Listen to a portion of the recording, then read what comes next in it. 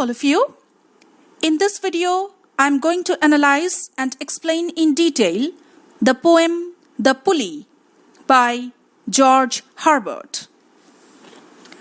The Pulley is a metaphysical religious poem written by the 17th century poet George Herbert and published in the poet's collection of poems The Temple in 1633.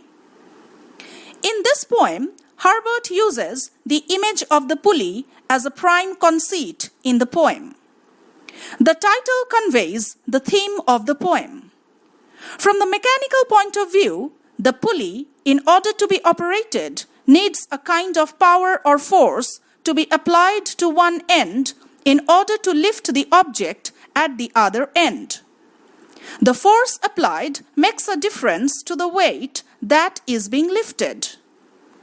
In this poem, the relationship between man and God is compared with the metaphorical pulley. To pull mankind back to God, back to his origin, God keeps man away from rest. So, the rest that God keeps with him, deciding not to bless man with it, is the leverage or pulley which draws mankind towards God. The conceit lies in the unusual and forceful comparison between two quite different objects, one from pure science, that is the pulley, and the other from pure religion, that is God. Now let's refer to the text of the poem and analyze the lines. In the first stanza, the poet begins by retelling the Christian story of creation of humankind, in which God chose to shower on humanity his numerous blessings. The poet describes what God thought and felt when he decided to make humanity. In a unique metaphorical image, the poet shows that the blessings, just like some drink in a container, were standing by in a cup waiting to be used. God declared his decision to bestow all the world's riches, such as strength, beauty, wisdom, honor, and pleasure, on mankind. God wished that all these riches, which now lie scattered, should come into a span, that is, should be there within the reach of the hands of man. In the second stanza, the poet speaks of each blessing which was released by God one after the other. First came strength, followed by beauty, wisdom, honor, and pleasure, all of which flowed out of God's cup of blessings to enrich man.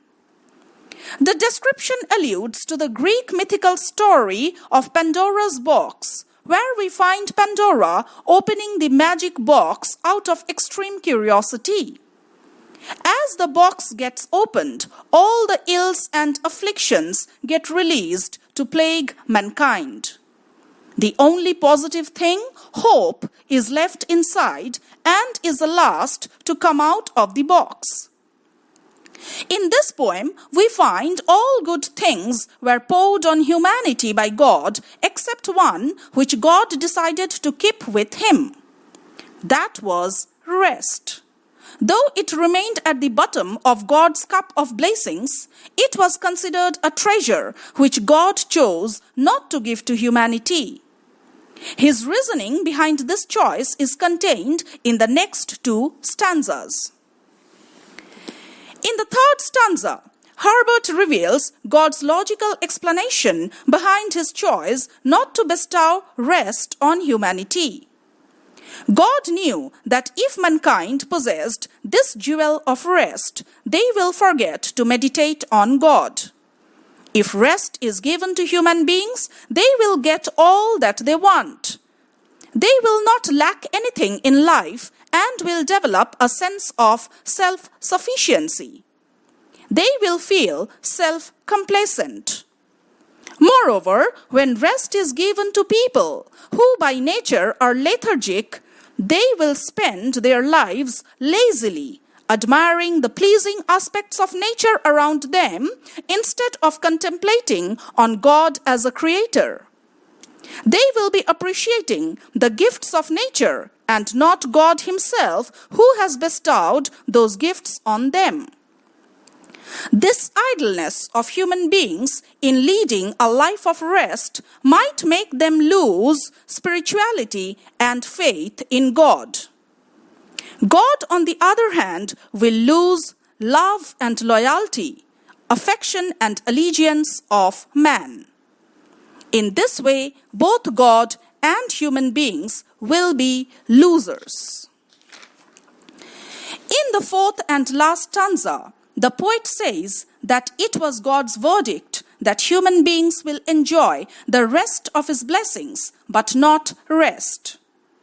People will be enriched with strength, beauty, wisdom, honor, and pleasure, and still they will lack the most precious jewel in their life, that is, rest.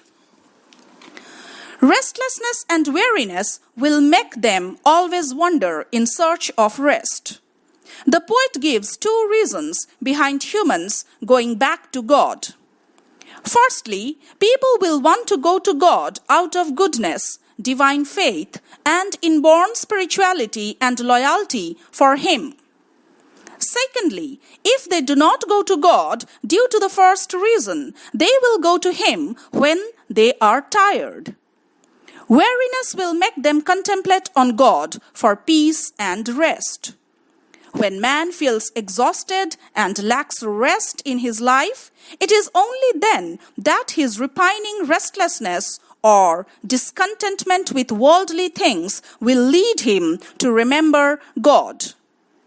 His weariness, arising from his dissatisfaction with his earthly possessions, will finally make him desire eternal rest in the shadow of God.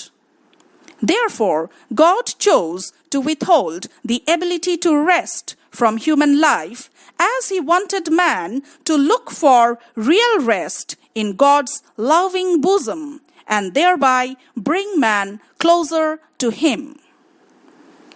A religious poem, The Pulley, unveils the truth that why human beings are so restless and discontent despite having all the things in their life they want. The title, The Pulley, establishes the suggested metaphor in the poem. A pulley is a device which is associated with upward movement, enabling objects to be lifted up through application of force. Similarly, in order to pull man back to Himself, God used the leverage of the pulley of rest, since man looks upward to heaven for eternal rest. The conceit lies in the use of the image of the pulley from the field of mechanical engineering and linking it to the idea of human beings longing for eternal peace and rest. This longing acts as a pulley-like lifting force, bringing man spiritually closer to God. A short poem of 4 stanzas, each having 5 lines, with a set rhyme scheme of ABA, BA. The poem, The Pulley, is one of the best specimens of 17th century metaphysical religious verse.